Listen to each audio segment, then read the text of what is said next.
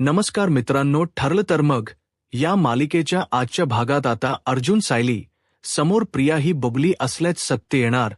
तर दुसऱ्या बाजूला आता सायली प्रियाला रंगे हात मैनावती सदाशिवला पैसे देताना पकडणार. पण सगळे सुभेदार यावेळी प्रियाच्या बाजूने उभे राहत सायलीला एकटे पडणार. आता नेमकं काय घडतं आणि सायली कशी एकटी पडते वगैरे हे सर्व काही आपल्या व्हिडिओमध्ये शेवटपर्यंत पाहूया. तर आता इकडे अर्जुन आणि सायलीने ठरवले की आपण काहीही करून प्रिया ही तन्वी नाही आहे हे सिद्ध करायचं. मग त्यासाठी आता पूर्ण प्रियाची हिस्ट्री काढावी लागणार. मग ती मधुभाऊन कशी भेटली, तिथपासून ती कशी हरवली, इथपर्यंत सर्व गोष्टींची अगदी डिटेलमध्ये हिस्ट्री काढावी लागणार. मग जर प्रिया लहान असतानाच कुठून कशी कधी गायब झाली, तिचा बॅकग्राऊंड काय होता, इथपासून सगळी माहिती गोळा करावी लागणार आहे. हे अर्जुनला लक्षात येतं. मग अर्जुन सायलीला सांगतो, बायको उद्या आपण पोलीस स्टेशनमध्ये पुन्हा जाऊया आणि प्रिया मधुभाऊंना ज्या पिरियडमध्ये भेटली होती त्या पिरियड मध्ये किती मुलींच्या मिसिंग कंप्लेंट आल्या होत्या ते तपासूया. पण घरातून निघताना तू काहीतरी थातूर मातूर कारण सांगून बाहेर निघ. सायली म्हणते, ठीक आहे, जसं तुम्ही म्हणाल तसं. तुम्ही एक काम करा, तुम्ही उद्या सकाळी नेहमीप्रमाणे ऑफिसला निघा. तुम्ही ऑफिसला निघालात की त्यानंतर थोड्या वेळाने मी सुद्धा घरात काहीतरी भाजीपाला वगैरे आणायला चालली किंवा कुसुम ताईकडे चालली असं सांगून घरातून बाहेर पडेन. अर्जुन म्हणतो, ठीक आहे, ठरल्याप्रमाणे. दुसऱ्या दिवशी अर्जुन सकाळी 9:30 वाजता ऑफिसला जायला निघतो. आता त्याचं ठरतं की तो 10:15 वाजेपर्यंत पोलीस स्टेशन बाहेर तिची वाट बघत थांबणार आहे. मग आता सायली म्हणते, ठीक आहे. मग सायली सुद्धा आता घरातनं बरोबर अर्जुन गेल्यानंतर 15-20 मिनिटांनी म्हणते की माझं थोडं कुसुम ताईकडे काम आहे, मी जाऊन येते. आता सायली घराबाहेर पडण्यासाठी तिची पर्स आणायला वरती जाते. आता प्रियाने सायली बाहेर चालली आहे ही गोष्ट ऐकलेली असते. मग प्रिया लगेचच कल्पनाला आणि विमलला म्हणते, आई थोडं सामान आणायचं आहे ना घरातलं. मी एक काम करते, भाजीपाला आणि सामान मीच घेऊन येते. त्यावर विमल म्हणते, मी जाते ना. तन्वीताई, तुम्ही कशाला जाता?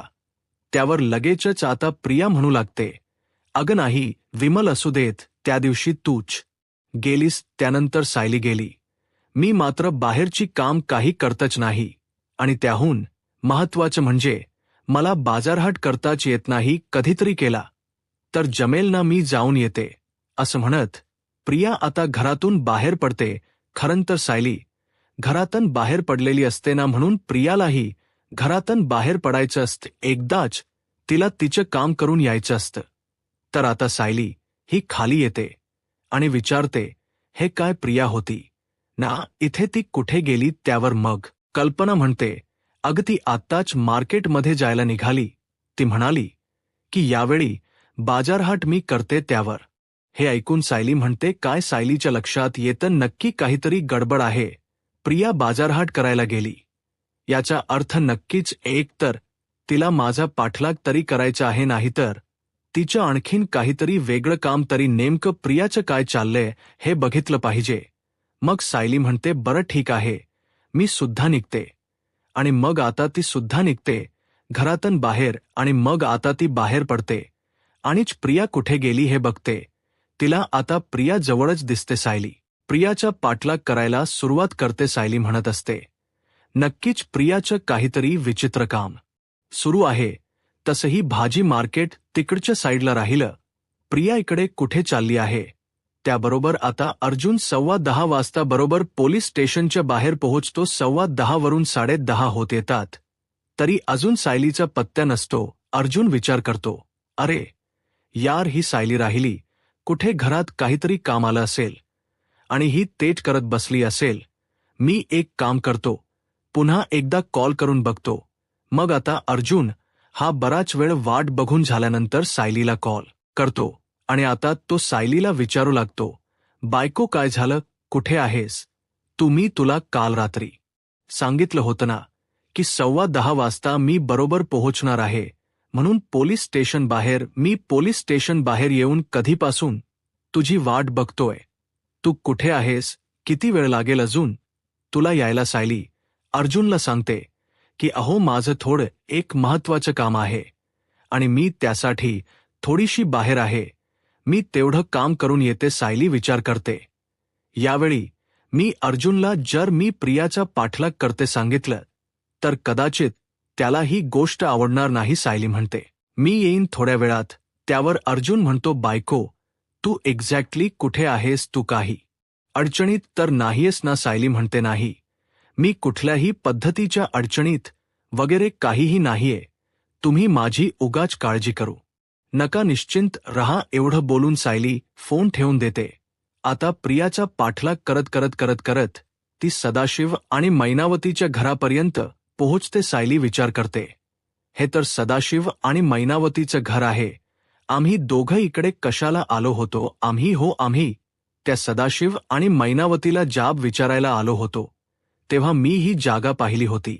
पण मग आता तन्वी इकडे कशाला आली असेल? तर प्रिया आता सदाशिव मैनावतीच्या घराचा दरवाजा ठोठावते. त्याबरोबर मैनावती दरवाजा उघडते.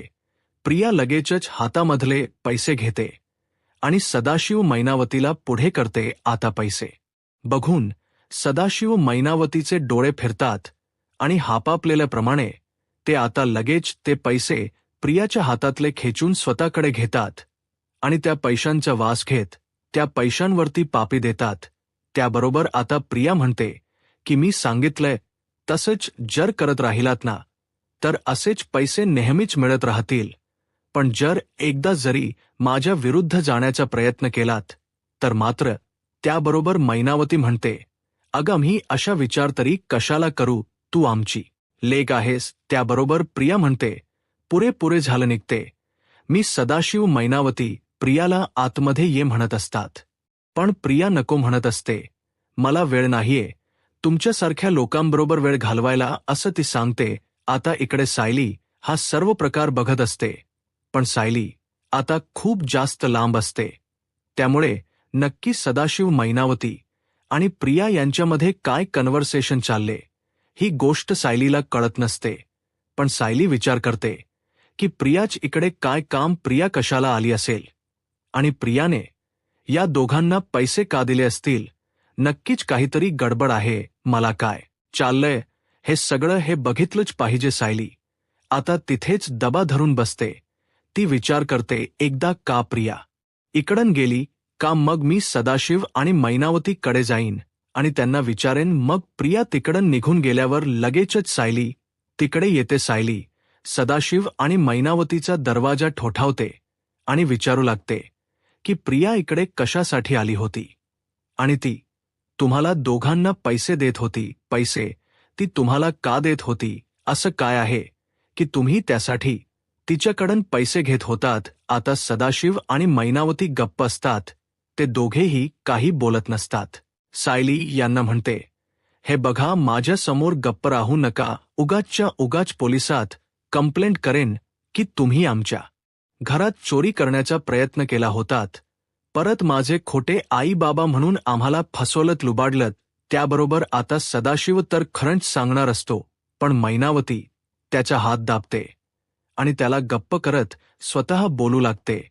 अगं ती मुलगी आम्हाला इथे मदत करण्यासाठी आली होती सायली मागे. त्या दिवशी आम्ही दोघंजण रस्त्यावरती भीक मागत होतो तेव्हा तिने आम्हाला भीक मागताना पाहिलं. तिला आमची दया आली आणि मग तिने आम्हाला मदत करण्याचा विचारलं. आम्ही तिच्याकडे मदतीसाठी हात पसरले होते आणि तिला बिचारीला पोरीला आमची दया आली आणि म्हणूनच तिने आम्हाला पैसे देण्याचं आश्वासन दिलं. मग पैसे देण्यासाठीच ती आता इकडे घरी आली होती आणि तिने आम्हाला सांगितले की अशी भीक वगैरे मागत जाऊ नका. ती बिचारी पोरगी खूप चांगली आहे, चांगल्या निर्मळ मनाची आहे ना ती, म्हणूनच तिने आमच्यासारख्या वाईट लोकांची सुद्धा मदत केली. नाही तर हल्ली आजच्या काळात सखी मुलं सख्या आईबापाला बघत नाही तर त्या बिचाया कोण कुठच्या मुलीने आमची एवढी मदत केली, आम्हाला पैसे दिले. आता सायली समोर मुद्दाम मैनावती प्रियाबद्दल चांगलं बोलते. त्यानंतर सायली ही तिकडन निघून जाऊ लागते आता सायली. तिकडन गेल्यावर मग मैनावती लगेचच प्रियाला कॉल करते आणि प्रियाला आता ती हे सगळं सांगते की तू आम्हाला पैसे देऊन गेल्याच्या नंतर इकडे ती सायली आली होती आणि ती आम्हाला विचारत होती, इकडे चौकशी करत होती की तू आम्हाला पैसे कशासाठी देत होती, काय देत होती म्हणून. तर दुसऱ्या बाजूला सायलीला मात्र आता मैनावती बोललेलं पटत नसतं. तिला वाटत असतं की प्रिया स्वतःच्या जन्मदात्या आईला रक्त द्यायला पोहोचू शकत नाही असं. तिने सांगितलं, अर्थात प्रतिमा तिची आई नाहीच आहेत हे आता सिद्ध झालंय, पण तरी सुद्धा जी मुलगी आपण आई म्हणून घेत असलेल्या बाईला रक्त द्यायला पोहोचत नाही, ती काय कोण कुठच्या रस्त्यावरच्या माणसांना मदत करणार असा विचार सायलीच्या डोक्यात फिरत असतो. तर तोपर्यंत आता इकडे मैनावतीने प्रियाला सांगितलेलं असतं की इकडे सायली आली होती. मैनावतीला प्रिया विचारते, मग तुम्ही काय केलं? तुम्ही तिच्या समोर काही बोलला नाहीत ना? त्यावर मैनावती सांगते, नाही, आम्ही तिच्या समोर काहीही बोललो नाही. ती आम्हाला विचारत होती की तू आम्हाला पैसे का दिले, काय झालं, पण मग आम्ही तिला सांगितलं की आम्ही तुला रस्त्यामध्ये भीक मागताना त्या दिवशी दिसलो होतो मंदिराबाहेर आणि म्हणून तू आम्हाला पुढे येऊन मदतीसाठी विचारलंस. आम्ही तुझ्या पुढे मदतीसाठी हात पसरले मग आणि म्हणून तू आम्हाला पैसे देण्याचं आश्वासन दिलंस आणि पैसे दिलेस. त्यावर प्रिया म्हणते, वा शाब्बास शाब्बास, अगदी आईवडील शोभता हो तुम्ही. माझे थापा मारण्याच्या बाबतीत मी एकदम तुमच्यासारखीच झालीय. बरं ठीक आहे, अशाच कायम माझ्या बाजूने थापा मारत जा. जर माझ्या बाजूने राहिलात ना तर कायम फायद्यात राहाल. मी तुम्हाला नेहमी पैसे देत राहीन. बरं चल आता ठेवते मी फोन. त्यावर मैनावती म्हणते, हे खोट बोलल्याचे वेगळे. त्यावर लगेच प्रिया म्हणते, मिळतील वेगळे पैसे मिळतील, ठेवते. आणि मग प्रिया फोन ठेवून देते. त्यानंतर आता ती घरी येते आणि प्रिया आता ठरवते की आता आपण घरातल्या सगळ्यांना मैनावती सदाशिवला भेटायला गेल्याचं सांगायचं, नाही तर ती सायली येऊन उगाच तमाशा अशा करेल. इतक्यात प्रियाला अश्विन विचारतो, तन्वी काय तुला पार्लरला जायला पैसे दिले होते ना? मग काय तू एवढ्या लवकर पार्लर मधून आलीस सुद्धा, आणि तू काय करून घेतलंस काय नाही, म्हणजे काहीच केल्यासारखं दिसत नाहीये. प्रिया म्हणते, सॉरी अश्विन, मला माफ कर. मला पार्लरसाठी दिलेले पैसे मी एका दुसऱ्याच कामावरती खर्च केलेत. अश्विन विचारतो, कुठल्यात? याबरोबर प्रिया म्हणते, अश्विन चुली मी पार्लरला जात असताना अचानक मला गाडीतला सिग्नल लागला. मी सिग्नलला थांबले होते तेव्हा मला मंदिराबाहेर सदाशिव काका आणि मैनावती काकू भीक मागताना दिसले. अरे कितीही कसंही आणि काहीही असलं तरी एका काळी ते आपल्या सायलीचे आईवडील म्हणून आपल्या घरात राहिले होते. मग शेवटी माझं त्यांच्याकडे बघण्याचा दृष्टिकोन आजही सायलीचे आई बाबा असाच आहे. मग मी गाडीतनं खाली उतरले, बघते तर काय, त्यांना चालता येत नव्हतं. त्या काकांना लंगडायला होत होतं. ते काका बिचारे लंगडत चालले होते. मग मी त्यांना विचारलं की काय होतंय, का लंगडताय? मग तेव्हा त्यांनी सांगितलं मला की काही दिवसांपूर्वी त्यांच्या पायावरती एक खूप मोठी वीट पडली आणि त्या वीट पडल्यामुळे त्यांचा पाय दुखावलाय. त्यांना चालता येत नाहीये. कितीही झालं, काहीही असलं तरी मी सुद्धा एक डॉक्टरची बायको आहे. मला शेवटी त्यांची दया आली आणि तू पार्लरसाठी दिलेले पैसे मी त्यांच्या उपचारासाठी दिले. त्याबरोबर हे ऐकून अश्विनला खूप बरं वाटतं. अश्विन म्हणतो, काय तन्वी, खरंच मी तुला पार्लरला जायला दिलेले पैसे तू एका गरजू माणसाला त्याच्या ट्रीटमेंटसाठी दिलेस. खरंच तन्वी, तू खूप छान काम केलंस. त्याबरोबर आता लगेचच प्रताप आणि कल्पनाला सुद्धा प्रियाची ही गोष्ट आवडलेली असते. ते सुद्धा म्हणतात, तन्वी, तू काहीही चुकीचं केलेलं नाहीयेस. हा म्हणजे पहिल्यांदा, उलट तू काहीतरी चांगलं काम केलेस असं म्हणायला हरकत नाही. हे बघ, आजपर्यंत सुभेदारांनी कायमच गरजू लोकांची मदत केली आहे. पूर्णाई नेहमीच म्हणतात, तहानलेल्याची तहान जाणायची, भुकेल्याची भूक जाणायची, दारात आलेल्याला उपाशी सोडायचं नाही असं कल्पना म्हणते. तर प्रताप म्हणतो, आणि तू तेच केलंस.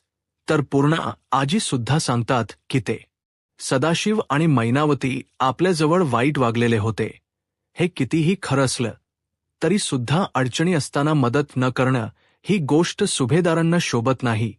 त्यामुळे तू जे केलंस ते चांगलंच केलंस.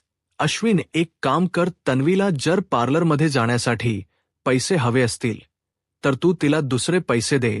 आणि हो तन्वी, आज पहिल्यांदा तू असं काम केलं आहेस की ज्यामुळे तू सुभेदारांची शून शोभली आहेस. असं आता पूर्णा आजी प्रियाला म्हणतात. आता पूर्णा आजीना खरं तर बरं वाटलेलं असतं की हळूहळू प्रिया आता सुधारते. तर तोपर्यंत आता इकडे अर्जुन हा सायलीची वाट बघत असतो. बघता बघता सायली तिकडे येते. सायली आल्यावर अर्जुन सायलीला विचारतो, बायको, तू कुठे होतीस कधीपासून? मी इथे तुझी वाट बघतोय. तुला सांगितलं होतं 10:15 वाजता ये. 10:30 वाजून गेले तरी अजून तुझ्या काही पत्त्या नाही आहे. याला काय अर्थ आहे? काय म्हणायचं याला? आणि असं कोणतं महत्वाचं काम होतं ग तुझं की जे तू मलाही सांगू शकली नाहीस फोनवर? त्यावर सायली म्हणते, अहो मी आज प्रियाचा पाठलाग केला. अर्जुन म्हणतो, कशासाठी? साठी काय गरज होती तुला त्याबरोबर? सायली म्हणते, अहो मी प्रियाचा पाठलाग केला. ही गोष्ट एका चांगलीच झाली. तुम्हाला माहिती आहे मी आज काय पाहिलं? प्रिया सदाशिव आणि मैनावतीच्या घरी गेली होती आणि चक्क ती सदाशिव मैनावतीला पैसे देत होती. त्यावर अर्जुन म्हणतो, काय मग पुढे? त्यावर सायली म्हणते, प्रिया तिकडून गेल्यावर मी सदाशिव मैनावतीला लगेच जाऊन विचारलं की ती इकडे कशाला आली होती, ती तुम्हाला पैसे का देत होती? त्यावर सदाशिव आणि मैनावतीने मला सांगितलं की ती त्यांना मदत करण्यासाठी म्हणून तिकडे गेली होती. ती त्यांना रस्त्याने जात असताना भेटली होती आणि ते दोघे भीक मागत होते. तेव्हा प्रियालात यांची दया आली आणि म्हणूनच प्रियाने त्यांना पैशांची मदत करण्यासाठी तिकडे गेली वगैरे वगैरे. अर्जुन म्हणतो, हे सगळं खोट. हे नक्कीच काहीतरी खूप मोठी गडबड आहे आणि म्हणूनच प्रिया तिकडे गेली होती. पण ते काही नाही. आपण आता घरी जाऊन ही गोष्ट सगळ्यांच्या समोर सायली सांगायची. तू सगळ्यांना सांगून टाकायचं आहेस आता की प्रियाला तू तिकडे जाताना पाहिलं होच आणि तू तिचा पाठलाग वगैरे केलास. सगळ्यांना कळायलाच. हो, आता ही प्रिया किती नीचपणे वागते ते सायली म्हणते. ते सगळं नंतर बघू, आधी आपण आत जाऊन पुरावे शोधू. मग सायली आतमध्ये जातात आणि आता जुन्या प्रिया ज्या सालात हरवली होती त्या सालातल्या खायलीली करतात. त्यामध्ये 7 मुलांच्या मिसिंग कंप्लेंट त्यांना गवसतात आणि त्याच्यापैकी त्यांना 4 मुलं परत आपल्या आई वडिलांना पोलिसांनी केलेली सापडतात. त्यातली उरलेली जी काही मुलं असतात त्यातली 2 मुलं ही अनाथ आश्रमात असतात आणि उरलेलं जे एक मूल असतं ते मात्र राहिलेलं असतं आणि ते मूल मुलगी असते. आणि त्याच्यावरून सायली अर्जुनला कळतं की हीच मुलगी प्रिया आहे. मग प्रियाचा बॅकग्राऊंड, प्रिया कुठून आली आहे, प्रिया काय अवस्थेतून आली, हे सगळं त्यांना समजतं. त्यानंतर मग सायली अर्जुन घरी येतात आणि घरी आल्यावर आता सायली अर्जुन प्रियावर ओरडत असतात. सायलीम हाणत असते की तू त्या सदाशिव मैनावतीला पैसे देत होतीस ना? मला माहिती आहे नक्कीच यामागे तुझा काहीतरी स्वार्थ असणार. तू काहीतरी गुपित तुझं त्यांच्याजवळ दडवल असणार आणि म्हणूनच त्यासाठी तू त्यांना पैसे देत असशील वगैरे वगैरे. त्यावेळी मग घरातले सगळे जण आता प्रियाची बाजू घेऊ लागतात. प्रताप सायलीला म्हणत असतो, 1 मिनिट सायली, थांब, तू काय बोलतीयस? सगळं तुझ्या तरी लक्षात येतं तन्वीने यावेळी कुठलंही चुकीचं काम केलेलं नाहीये. सदाशिव आणि मैनावती तिला रस्त्यात बसून भीक मागताना दिसले आणि सदाशिवच्या पायाला लागलं होतं. तो लंगडत होता म्हणून तन्वीला त्याची दया आली म्हणून तन्वीने त्याला त्याच्या ट्रीटमेंटसाठी तिच्याकडचे पैसे दिले होते. त्यामध्ये काहीही गैर नव्हतं. त्याबरोबर पुढे आता कल्पना सुद्धा म्हणते, अग सायली, जर तन्वीऐवजी तू किंवा मी किंवा अस्मिताने कोणाला मदत केली असती तर आपण कौतुकाने मान वरच केली असती. मग जर तन्वीने कोणाची मदत केली तर त्यामध्ये काय फरक पडतो? उलट तन्वीने जे केलं ते आज सुभेदारांच्या सुनेला शोभेल असंच केल्य. त्यामुळे ती कुठेही चुकतीये असं मलाही वाटत नाही. आता घरातल्या सगळ्यांनीच प्रियाची बाजू घेतलेली असते आणि सायलीला एकट पाडलेलं असतं. हे बघून अर्जुनला मनातल्या मनात खूप वाईट वाटतं. अर्जुन काहीही न बोलता थेट खोलीत निघून येतो आणि खोलीत आल्यावर तो चिडचिड करू लागतो की घरातल्या सगळ्यांना नेमकं झाले तरी काय, घरातले सगळेजण का त्या प्रियाच्या खोटारडेपणावर विश्वास ठेवतात, का आंधळ्यासारखे वागतात. सायली आपण त्यांना एवढं सत्य दाखवत असूनही त्यांना सत्य का दिसत नाहीये, का कळत नाहीये त्यांना किती प्रिया किती नीच, नालायक आणि खालच्या पातळीची मुलगी येते. मला तर ना खरंच कळत नाहीये की आपल्या घरातल यांना काय म्हणावं. एवढे दिवस जे लोक त्या मुलीवर विश्वास ठेवत नव्हते, आज तेच लोक त्या मुलीसाठी तुझ्याबरोबर बार घेतायत, तिची बाजू घेऊन तुला एकट पाडतात. याला काय अर्थ आहे सायली? अरे पुढे जाऊन यांना किती त्रास होईल. या सर्व गोष्टींचा त्यावर सायली म्हणते, अहो पहिलं तर तुम्ही जरा शांत व्हा. किती चिडचिड करताय तुम्ही स्वतःची आणि आपल्या घरातले जे काही वागतायत ना त्यामध्ये काही चुकीच आहे असं मला नाही वाटत. एक गोष्टीचा विचार करा, आपल्याला समोर जे चित्र दिसतं तेच खरं आहे असं आपल्याला वाटतच असतं ना. आणि राहिला प्रश्न घरातल्यांच्या बाबतीत, तर अर्थात प्रिया ही आपल्या कुटुंबाचा एक भाग आहे आणि किती दिवस व्यक्तीवरती कुटुंबातले बाकीचे लोक नाराज राहणार. उलट आपल्या घरच्यांनी तिला माफ केलं, हा आपल्या घरच्यांचा दोष नाही, तर हा आपल्या घरच्यांचा चांगला स्वभाव, चांगले गुण आहेत की आपल्या कुटुंबियांची चूक पोटात घालून त्यांना माफ करून त्यांच्याबरोबर पुढे आनंदाने जाण्याची. आणि राहिला प्रश्न प्रियाच्या खोटारडेपणाचा, तर तुम्ही विचार करू नका फार तो पर्दाफाश तर आपण तिच्या लवकरात लवकर करणारच आहोत. आता हे अर्जुन समोर सायलीने बोलल्यावर मग अर्जुन थोडासा शांत होतो. आता पुढे काय होईल हे पाहायला आत्ताच माझा महाराष्ट्र या यूट्यूब चॅनलला सबस्क्राईब करा. धन्यवाद.